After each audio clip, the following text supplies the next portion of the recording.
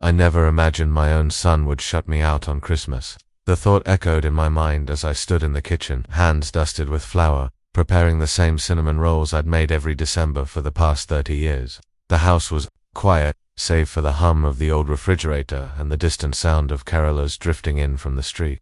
I glanced at the clock, remembering how, when Michael was a boy, he'd burst through the door at this very hour, cheeks red from the cold arms full of gifts he'd made at school. Back then, Christmas was a time of laughter, a family crowded around the table, of Maria's voice singing along to the radio as she basted the turkey. Now, the silence pressed in, heavy and unfamiliar. I set the tray of rolls on the counter, and wiped my hands, staring at the empty chairs around the dining table. Each one held a memory. Michael's first Christmas after college, the year Isabella joined us, the last holiday before Maria passed. I'd given everything to make those moments special. Extra shifts at work, skipped vacations, second mortgages, all so my son could have the life I'd dreamed for him. This year I'd bought the biggest tree on the lot, strung lights along the porch, and wrapped gifts in gold paper, hoping to recapture a little of that old magic. I even found Maria's favorite ornament, a glass angel, and hung it in the window where the morning sun would catch its wings. But as I moved through the house, the anticipation I once felt was replaced by a dull ache. I checked my phone for messages, half expecting a last-minute invitation, a sign that I was still wanted. Nothing, just a reminder from the bank about the automatic transfer for Michael's mortgage, a payment I'd made every month for 5 years without fail. I tried to shake off the unease, telling myself that families change, that traditions evolve. But deep down, I knew something was different this year. As I poured myself a cup of coffee and looked out at the snow falling softly on the lawn, I couldn't ignore the truth any longer. This Christmas would be unlike any other, and not for the reasons I'd hoped. The morning of December 22nd, I bundled myself in my heaviest coat, tucked a tin of fresh cinnamon rolls under my arm, and drove across town to Michael's house. The roads were slick with ice, but I didn't mind. I'd made this trip so many times before, always welcomed by the sight of Michael waving from the window, Isabella fussing with decorations, the grandkids running to greet me. This year, the house looked even grander, lights twinkling on every eave, a 12-foot tree visible through the bay window. I parked at the curb, heart pounding with a mix of nerves and hope, and walked up the path. Careful not to slip, I rang the bell, balancing the tin in one hand, rehearsing the words I'd say. Maybe I'd apologize for not calling first, or joke about being Santa's early delivery.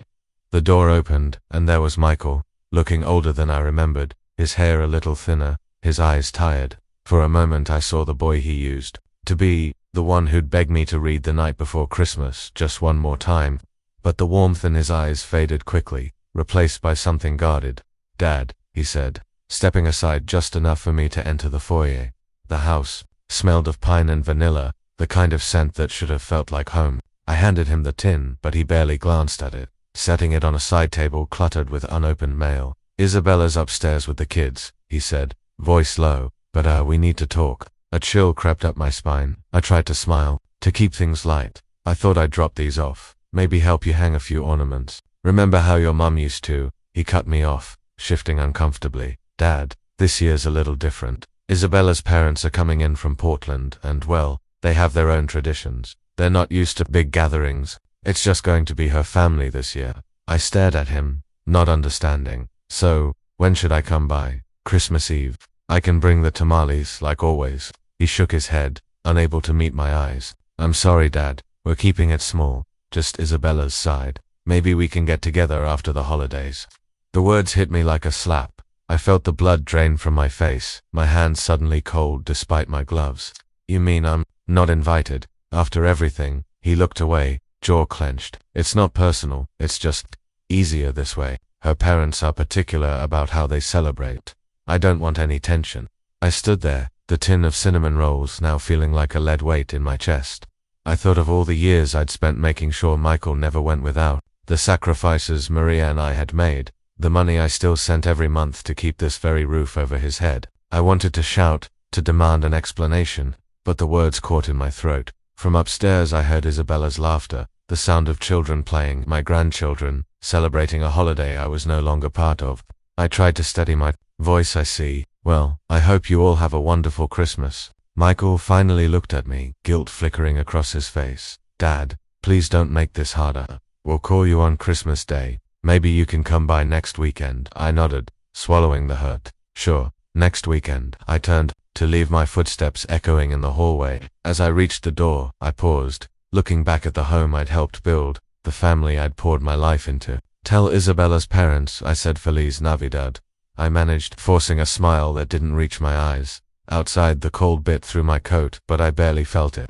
I walked to my truck, the world suddenly smaller, lonelier. I sat behind the wheel, staring at the house as the windows glowed with warmth I was no longer welcome to share. My phone buzzed with a message from the bank, reminding me of the mortgage payment due in 3 days, a payment I'd made without fail, even when it meant going without myself. I gripped the steering wheel, anger and humiliation warring inside me. How had it come to this? How had I become a stranger in my own son's life? I started the engine, the radio crackling to life with a Christmas carol that felt like a cruel joke. As I pulled away from the curb, I made a silent promise to myself. This would be the last year I let anyone make me feel unwanted in my own family. You won't believe what I did next. The drive home felt longer than usual.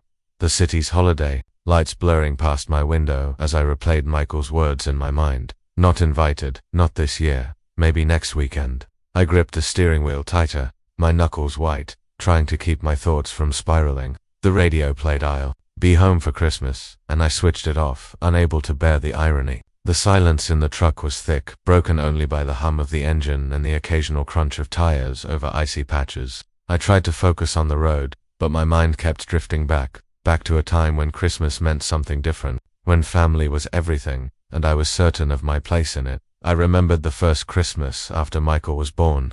Maria and I had barely enough money for a tree, let alone gifts, but we made do. I built a wooden rocking horse in the garage, working late into the night after my shifts at the plant. Maria sewed a tiny red stocking with Michael's name stitched in gold thread. We hung it by the window, and I remember her laughing, saying it was too small for anything but hope. That morning we sat on the floor, Michael gurgling in his pajamas, and I felt like the richest man alive. The house was drafty, the heat unreliable, but the warmth between us was enough to keep the cold at bay.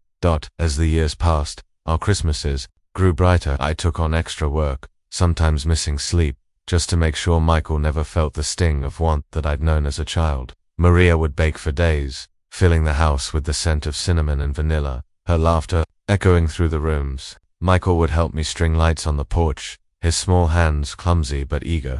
Every year we added a new ornament to the tree, a tradition Maria started, saying it was a way to mark the passage of time, to remember each year's blessings and struggles. I thought of the Christmas when Michael was 10, the year he wanted a bicycle more than anything. Money was tight, but I found a way. I worked weekends, skipped lunches, and finally, on Christmas morning, there it was under the tree, a shiny red bike with a silver bow. Michael's eyes lit up, and he threw his arms around me, shouting, "You're the best, Dad." That moment, his joy, was worth every sacrifice. I never told him how much I'd given up, how many hours I'd spent away from home to make it happen.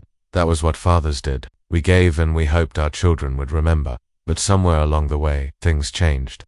The warmth that once filled our home began to fade, replaced by a polite distance I couldn't quite name.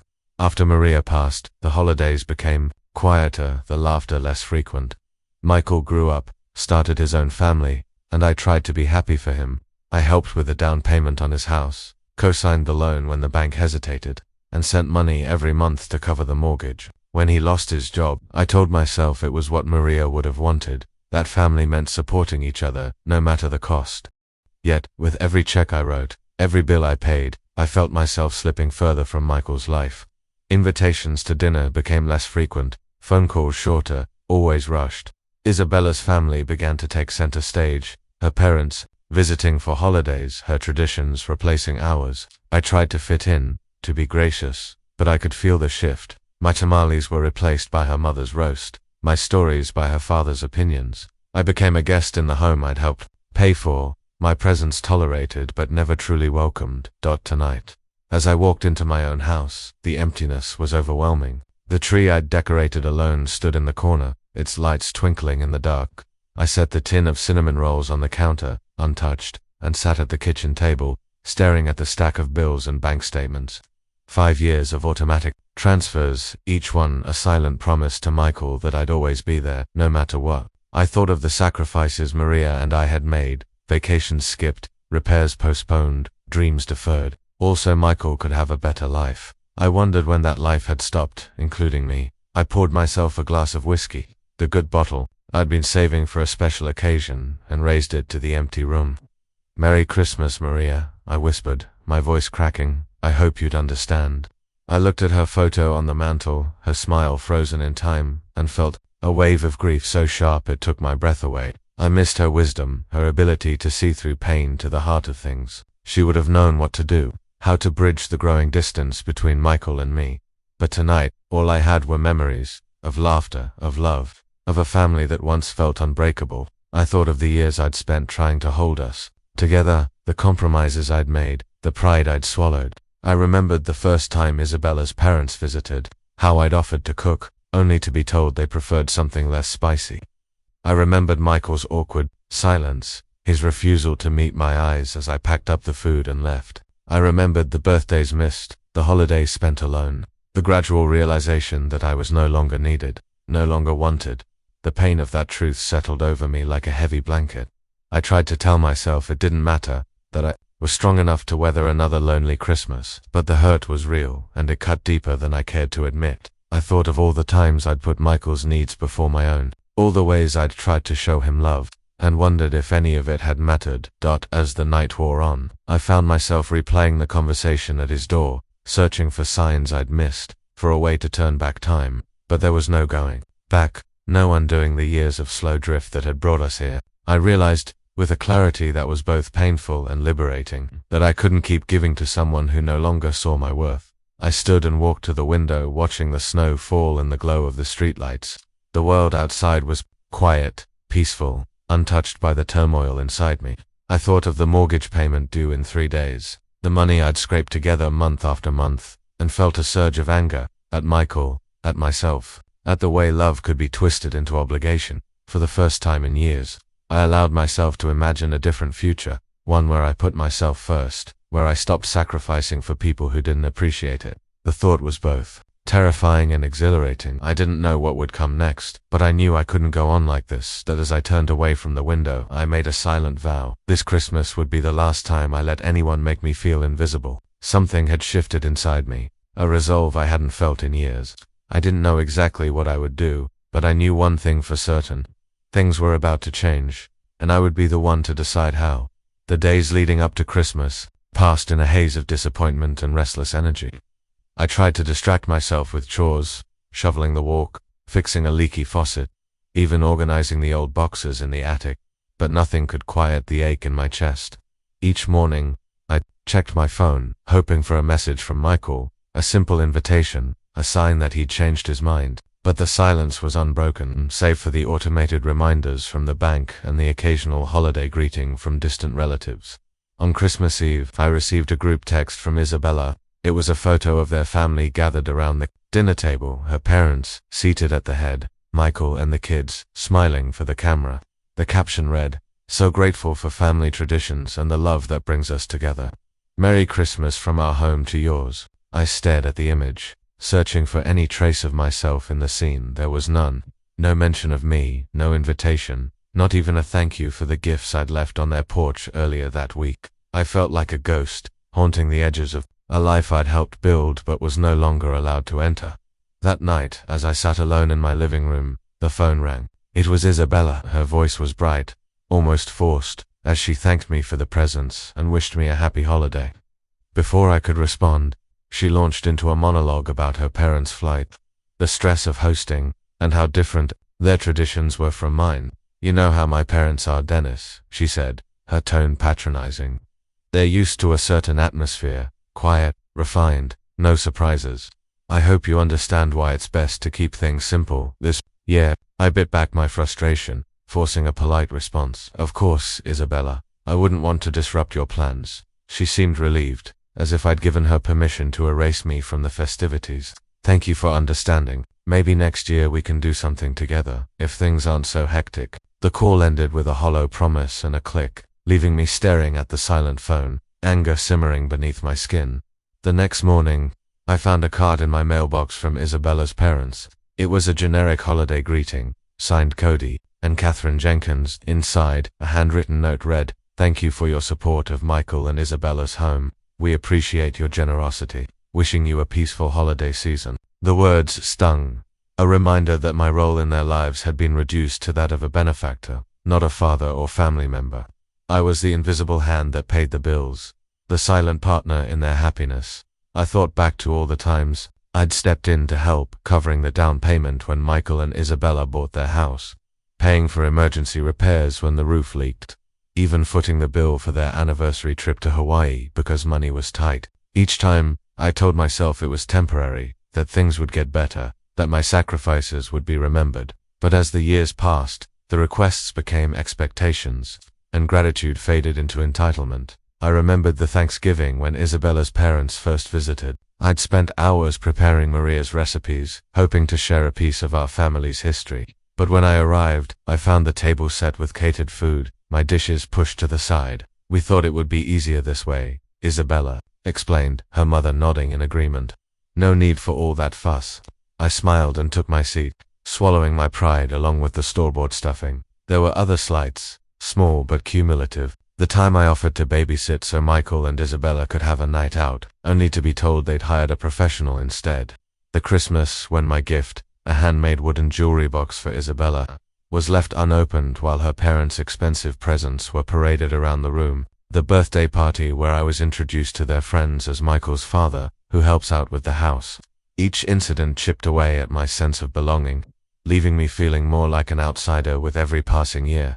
Financially, the burden grew heavier. The mortgage payments I made each month were supposed to be a stopgap, a way to help Michael get back on his feet after losing his job. But as his career recovered, the payments continued, unacknowledged and unreciprocated. When I hinted at stopping, Isabella would remind me of the kids' tuition, the rising cost of living, the importance of stability. I convinced myself it was my duty, that Maria would have wanted me to help, but deep down, I knew I was being taken for granted.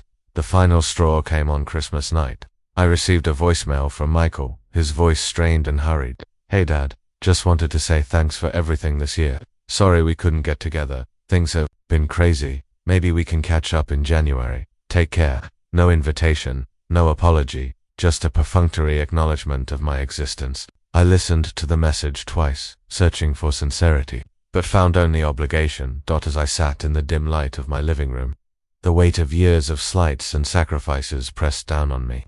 I realized that I had allowed myself to become invisible, to be valued only for what I could provide, not for who I was. The tension inside me built with every memory, every unspoken hurt, every dollar sent without thanks. I wondered how much more I could endure, how many more holidays I would spend on the outside looking in. The question lingered in the air, unanswered, as I stared at the twinkling lights on my lonely tree. For the first time, I began to consider that maybe the problem wasn't just with Michael and Isabella. Maybe it was with me, my inability to say no, to set boundaries, to demand the respect I deserved. The realization was both painful and empowering. I didn't know what the future held, but I knew I couldn't go on like this. Something had to change. And for the first time in years, I was ready to be the one to change it. It was the day after Christmas when the final blow landed. I was sitting at the kitchen table, nursing a cup of coffee gone cold, when my phone rang. Expecting a belated holiday greeting, I answered without checking the caller ID. Isabella's voice greeted me, clipped and businesslike. "Dennis, I hope you had a nice Christmas. Listen, my parents are flying out tomorrow, and we need someone to pick them up from the airport. Michael's at work, and I have errands. Could you do it?" I hesitated, caught off guard by the request. After all the exclusion, after being told I wasn't welcome, now I was needed for a favor. "I suppose I could," I replied, my voice tight. "What time do they arrive?" 2 o'clock. Alaska Air, baggage claim 3. Please be on time. They don't like to wait. She hung up before I could respond, leaving me staring at the phone in disbelief. No thank you, no apology, just an expectation that I would serve, as always, without question. I sat in silence, the humiliation burning in my chest. I thought of all the times I'd dropped everything to help Michael and Isabella, all the sacrifices I'd made, all the ways I'd tried to prove my worth. I realized, with a clarity that was almost painful, that nothing I did would ever be enough. I was useful when they needed something, invisible when they didn't. The internal struggle raged within me. Part of me wanted to keep the peace, To do what was asked, to hope that someday things would change. But another part, the part that remembered Maria's quiet strength, her insistence on dignity, rose up in protest. Was this what she would have wanted for me? To be reduced to a chauffeur, a checkbook, a background figure in my own family story? I looked around my kitchen, at the faded wallpaper Maria had chosen, at the empty chair where she used to sit. I thought of the years I'd spent putting Michael's needs above my own, of the dreams I'd set aside, the comforts I'd denied myself. I thought of the mortgage payments, the automatic transfers that drained my account each month, the expectation that I would always provide, no matter the cost. The moral stakes were suddenly clear. If I continued down this path, I would lose not just my money, but my self-respect. I would teach Michael and Isabella that love was measured in dollars, that family meant obligation without gratitude. I would become a cautionary tale, a man who gave until there was nothing left. I stood and walked to my desk, pulling out the folder where I kept the mortgage documents. 5 years of payments, each one a testament to my devotion and my inability to say no. I ran my fingers over the numbers, feeling the weight of every sacrifice. I thought of Maria's voice, gentle but firm. Don't give so much that you forget your own worth. I sat down, heart pounding, and opened my laptop. I logged into my bank account, staring at the scheduled transfer for Michael's mortgage. My hand hovered over the cancel button, doubt gnawing at me. What if this ruined my relationship with Michael forever? What if he never forgave me? But then I remembered the look in his eyes when he told me I wasn't welcome, the ease with which he'd cast me aside. I took a deep breath, steeling myself. This wasn't about revenge. It was about reclaiming my dignity, about teaching my son the value of respect. I clicked cancel, feeling a strange mix of fear and relief wash over me. The deed was done. For the first time in years, I had chosen myself. I leaned back in my chair, the silence of the house suddenly less oppressive. I knew there would be consequences, anger, accusations, maybe even estrangement. But I also knew I couldn't keep living as a shadow in my own life. I had reached my breaking point, and I was done being taken for granted. As I closed the folder and put it away, I felt a sense of resolve settle over me. I didn't know what would happen next, but I knew I had finally drawn a line. From this moment on, I would demand the respect I deserved, even if it meant standing alone. The decision was made, and there was no turning back. The next morning, I woke with a sense of purpose I hadn't felt in years. The decision to cancel the mortgage payments still echoed in my mind, both terrifying and liberating. I knew the fallout would be swift and severe, but for the first time, I was ready to face it. I poured myself a strong cup of coffee and sat at the kitchen table, spreading out the stack of bank statements, mortgage documents, and receipts that had accumulated over the past 5 years. Each sheet of paper told a story of late-night phone calls, desperate pleas for help, and promises that things would get better. I traced the numbers with my finger, adding up the total in my head. Tens of thousands of dollars, quietly funneled from my account to theirs, month after month, year after year. I opened a notebook and began to write, listing every payment, every extra expense, every time I'd bailed them out. The list grew longer with each entry. The down payment for their house, the new roof after the hailstorm, the property taxes when Michael was between jobs, the tuition for the kids' summer camp. I realized, with a mixture of pride and sorrow, just how much I had given, and how little had been acknowledged. I thought of Maria, her voice in my memory. Don't let them forget who made this possible. I wondered if Michael had ever truly understood the depth of my sacrifice, or if he'd simply come to expect it as his due. Once the records were organized, I called the bank. The customer service representative was polite, her voice calm as she confirmed the cancellation of the automatic transfer. "Is there anything else I can help you with, Mr. Flores?" she asked. I hesitated, then shook my head. "No, that's all for now. Thank you." I hung up, feeling the finality of the moment settle over me. There would be no more silent withdrawals, no more quiet enabling. The safety net was gone, and Michael would have to face the reality of his choices. I spent the rest of the day preparing for what I knew was coming. I gathered all the documentation, bank statements, mortgage records, emails, and text messages into a single folder, ready to defend my decision if challenged. I rehearsed the conversation in my mind, imagining every accusation, every plea, every attempt to guilt me into changing course. I reminded myself that this was not an act of cruelty, but of necessity. I had tried kindness, patience, and understanding. Now, I was trying honesty. As the sun set, I drafted a letter to Michael. I chose my words carefully, balancing firmness with compassion. I explained the years of support, the sacrifices made, and the reasons for my decision. I told him that I loved him, but that love could not survive without respect. I reminded him that family was built on more than money. It was built on gratitude, trust, and mutual care. I sealed the letter and placed it in the folder, ready for the inevitable confrontation. That night, I lay in bed, staring at the ceiling, my mind racing with possibilities. Would Michael be angry, hurt? Would he finally see the truth? Or would he blame me for his troubles? I didn't know. But I did know that I was done living in fear of his reaction. I had spent too many years walking on eggshells, sacrificing my own happiness for the illusion of peace. Now, I was reclaiming my life, one difficult decision at a time. The next morning, I received a text from Isabella. "Did you pick up my parents from the airport?" I replied simply, "No, I wasn't available."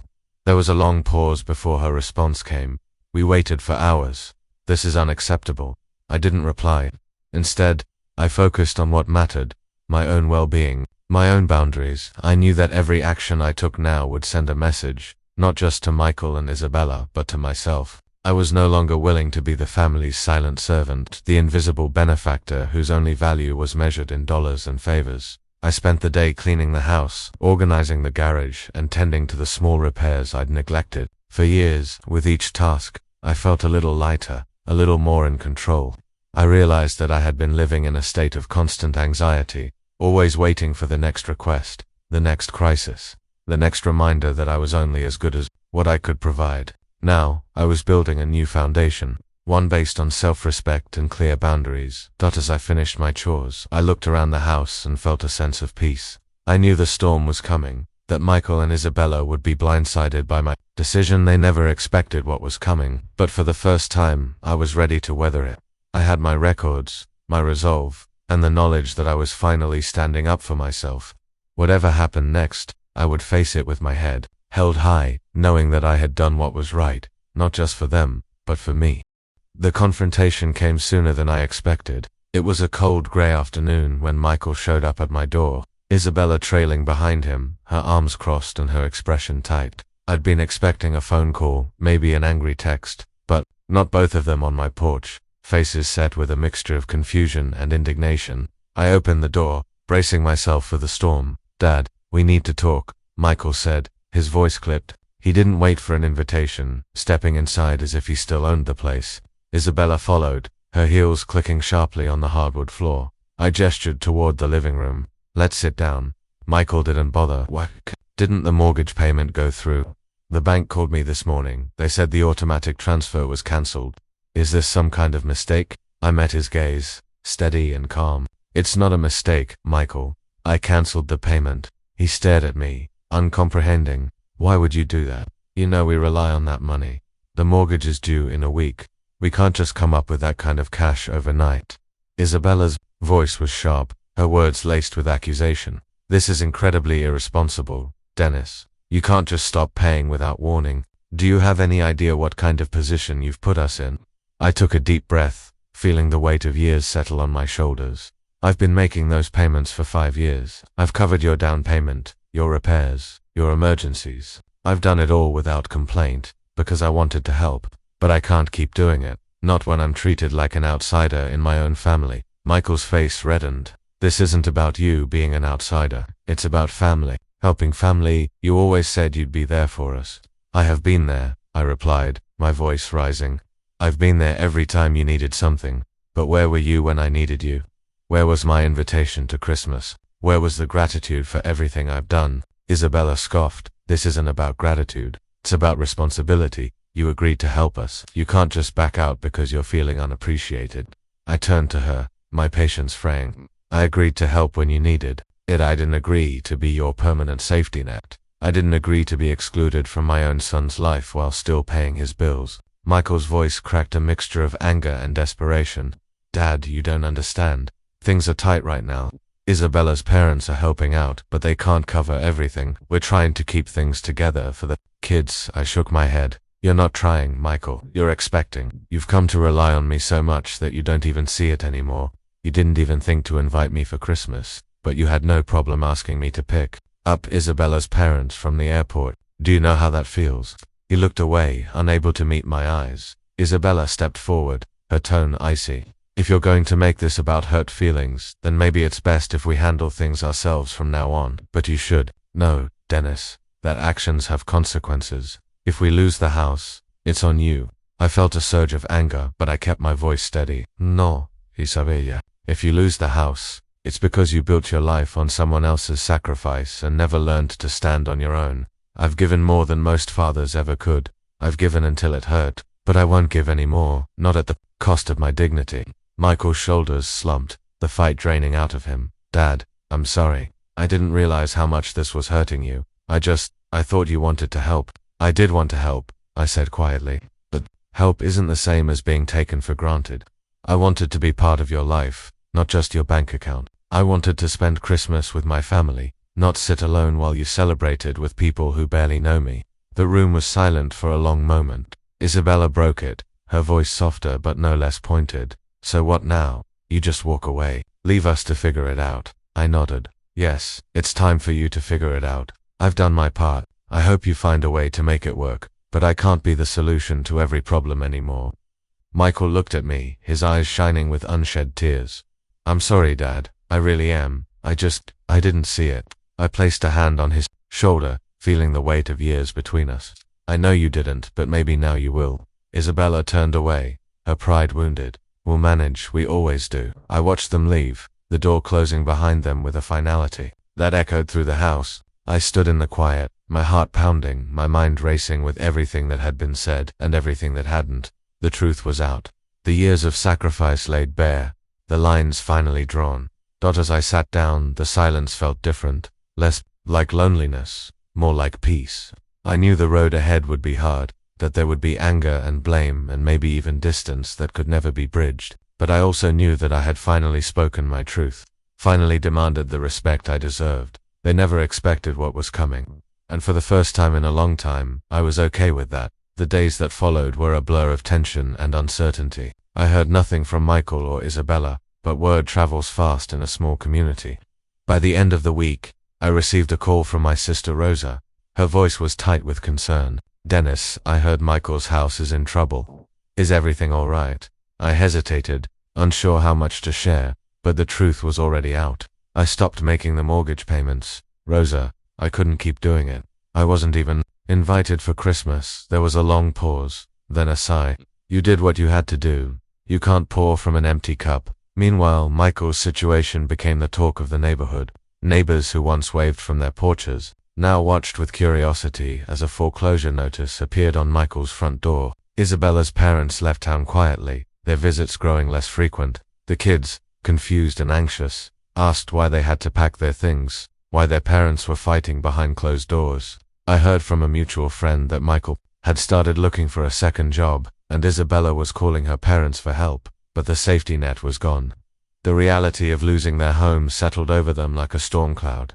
Extended family members reached out, some with sympathy, others with judgment. My cousin Hector called to ask if I was all right, his voice gentle. You've always been there for everyone, Dennis. Maybe it's time someone was there for you, but not all the calls were kind. An aunt left a message, her tone sharp. Family is family. Dennis, you don't just walk away.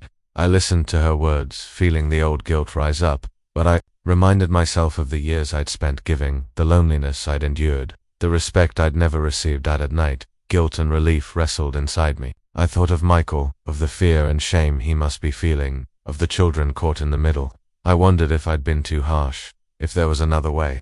But then I remembered the empty seat at my Christmas table, the years of silent sacrifice, the way my love had been measured in dollars and favors. I realized that my guilt was the residue of a lifetime spent putting others first, and my relief was the first breath of freedom I'd taken in years. The family dynamic shifted in ways I hadn't expected. Rosa invited me to dinner, her home, warm and welcoming. My niece brought her children, and for the first time in years, I felt like part of a family that wanted me, not just what I could provide. We laughed, shared stories, and I found myself smiling without effort. The ache in my chest eased, replaced by a quiet sense of belonging, but the fallout was real. Michael called one evening, his voice raw. Dad, I don't know what to do. We're losing the house. Isabella's furious. The kids are scared. I know I should have seen this coming, but I didn't. I'm sorry. I listened, my heart heavy. but I didn't rush to fix things. I'm here for you, Michael. I always have been, but you have to stand on your own now. You have to show your children what it means to take responsibility. There were tears on both ends of the line, but also a new honesty. For the first time, Michael didn't ask for money. He asked for advice, for understanding, for a chance to rebuild trust. I told him I loved him, that I wanted a relationship based on respect, not obligation. He promised to try, and I believed him. The community's reaction was mixed. Some saw me as heartless, others as brave, but I stopped worrying about their opinions. I knew my truth. I had given all I could, and when that wasn't enough, I chose myself. The relief grew stronger each day, the guilt fading as I built new routines, new connections, new hope. As winter melted into spring, I found peace in small things. Morning walks, coffee with Rosa, the laughter of children who saw me as more than a wallet. I realized that the greatest consequence of my decision was not the loss of Michael's house, but the rediscovery of my own worth. The family I'd longed for was still possible, but only if I demanded the respect I deserved. The story wasn't over, but for the first time I was writing my own chapter. And as I looked toward the future, I knew I would never again settle for being invisible. The fallout had been painful, but it had cleared the way for something better. A life built on honesty, dignity, and the kind of love that doesn't keep score. Spring arrived quietly, the snow receding from the lawn and the first green shoots pushing through the earth. I found myself waking each morning with a lighter heart. The heaviness of winter and all it represented slowly lifting. The house felt different now, less like a museum of old disappointments, more like a place where I could start again. I opened the windows, let in the fresh air, and allowed myself to imagine a future that wasn't defined by sacrifice or regret. Rosa became a constant presence in my life. She called every few days, inviting me to dinner or just to sit on her porch and watch the world go by. Her laughter was infectious, her kindness a balm to wounds I hadn't realized were still healing.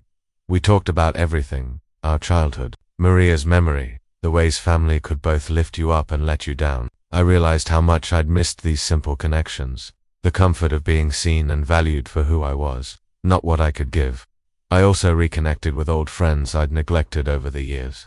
I joined a group at the community center, men and women my age who gathered for coffee and conversation. We shared stories of children grown and gone, of losses and new beginnings. I found solace in their company, a reminder that I wasn't alone in my struggles. There was life beyond the roles I'd played, and I was free to discover it. Michael called more often. His tone changed, humble, searching, sometimes apologetic. He spoke of the challenges he and Isabella faced, the lessons he was learning about responsibility and gratitude. He never asked for money again. Instead, he asked for advice, for stories about Maria, for guidance on how to be a better father to his own children. Our conversations were sometimes awkward, but they were honest. I sensed a slow rebuilding of trust, a fragile bridge forming where a chasm had once been.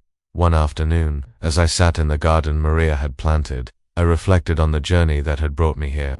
I thought of the years spent giving, the pain of being excluded, the courage it took to finally say enough. I realized that self-respect wasn't selfish, it was necessary. By drawing a line, I hadn't just protected myself, I'd given Michael the chance to grow, to stand on his own, to learn the value of what he'd been given.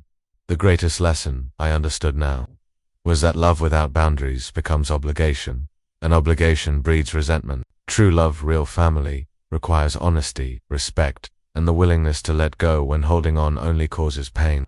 I had spent too long believing that my worth was measured by what I could provide.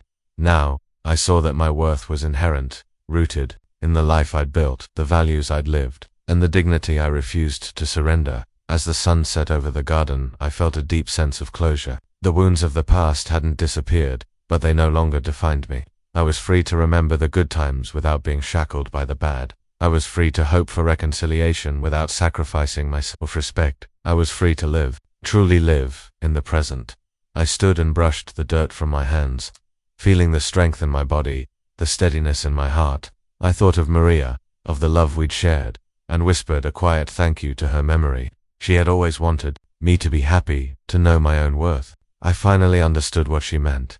The story of this Christmas, of loss, of confrontation, of hard-won peace, wasn't just mine. It belonged to anyone who had ever given too much, who had ever felt invisible, who had ever needed to reclaim their place in the world. My hope was that others would see themselves in my journey, and find the courage to choose themselves. As I walked back inside, the house felt warm and alive. I was no longer waiting for an invitation to belong. I belonged to myself, and that was enough. The next Christmas arrived with a gentle snowfall, blanketing the neighborhood in quiet beauty.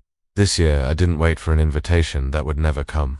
Instead, I accepted Rosa's offer and spent the holiday surrounded by laughter, good food, and the warmth of people who truly wanted me there. My niece's children decorated the tree, their excitement infectious, and we shared stories late into the night, remembering Maria and the traditions she started. For the first time in years, I felt the true spirit of the season: belonging, gratitude, and peace. As I watched the children open their gifts, I realized how much had changed. I was no longer defined by what I could give or by the approval of those who took me for granted. I had found a new family in those who valued me for who I was, not what I could provide. The ache of the past had faded, replaced by hope and a quiet confidence in the life I was building. To anyone listening who has ever felt invisible or unappreciated, know that you are not alone. Sometimes, the hardest thing you can do is choose yourself. To set boundaries and demand the respect you deserve. It isn't easy, but it's worth it. Your story matters, and your happiness is important. I invite you to share your own experiences in the comments below. Have you ever had to make a difficult choice for your own well-being? How did it change your life? Your story might be the encouragement someone else needs. As I look back on everything that happened, I can't help but wonder, what would you have done?